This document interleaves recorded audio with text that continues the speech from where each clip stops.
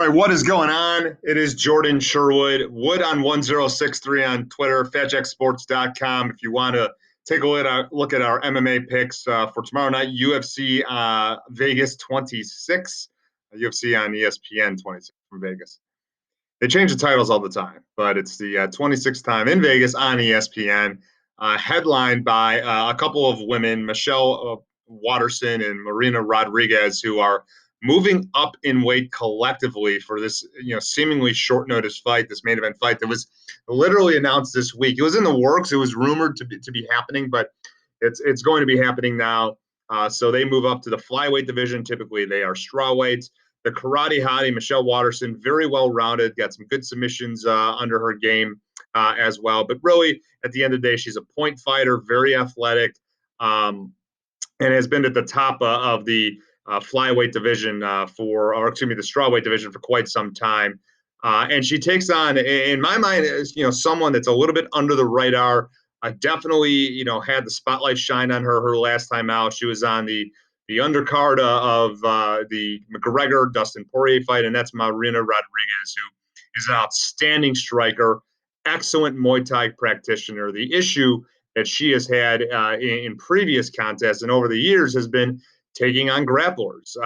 She had a draw with Randa Marcos. She had a draw with Cynthia Calvillo, and seemingly time after time, and particularly in that Cynthia Calvillo fight, she won the first round 10-8 on most judges' scorecards, but then subsequently started to lose the fights and lost the second and third round in those contests. Has she improved, her grappling and her ability to prevent fights from being taken to the ground? Well, her last time out against Amanda Ribas, she stopped her in the second round, but I believe showed some struggling issues still with the grappling. In this fight, we do have a winner. We have a predicted winner at FatJackSports.com. Here's the way you're going to look at it. If you are on Michelle Waterson's side, you think she's going to win rounds 3 through 5. You think that despite her taking this fight on short notice, she's going to have to go through a weight cut, and she's going to be able to, outpoint or utilize some of her wrestling to get the better of Marina Rodriguez.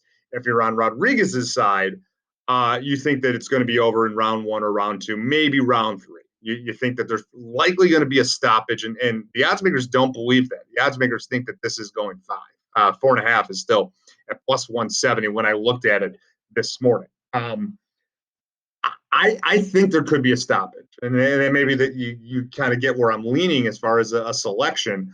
But I just think it's a tall order for Michelle Waterson to go 5 rounds and outpoint Marina Rodriguez, unless she's going to go heavy, into her grappling, which isn't her strong suit.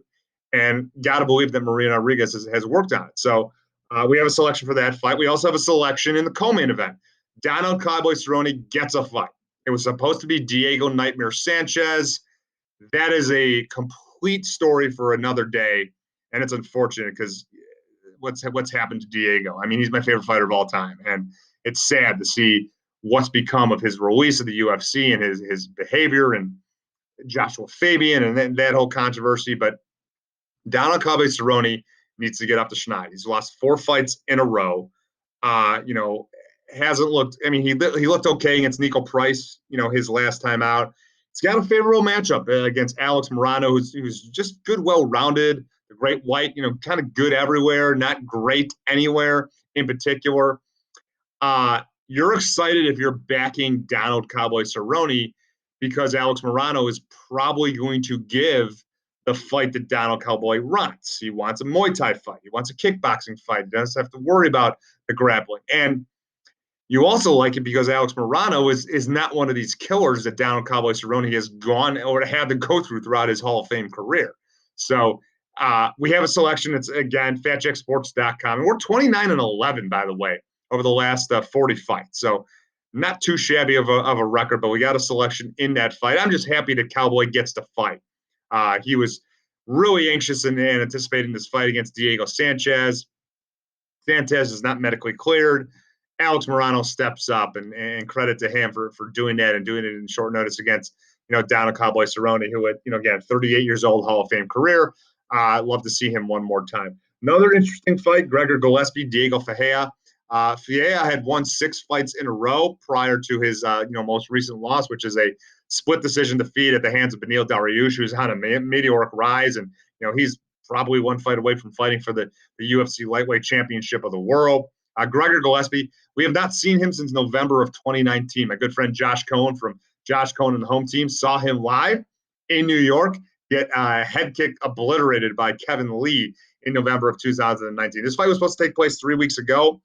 Gregor Gillespie is a big-time talent, outstanding wrestler, good overall game, and just got caught by a beautiful switch kick at the hands of Kevin Lee and got put to sleep. But Kevin Lee was kind of like the next in line, and here's another tough fighter. And look, I mean, I'm high on Gregor Gillespie because he is gifted and he's got some big time accolades and some big time credits. I think Diego Ferreira wins this fight.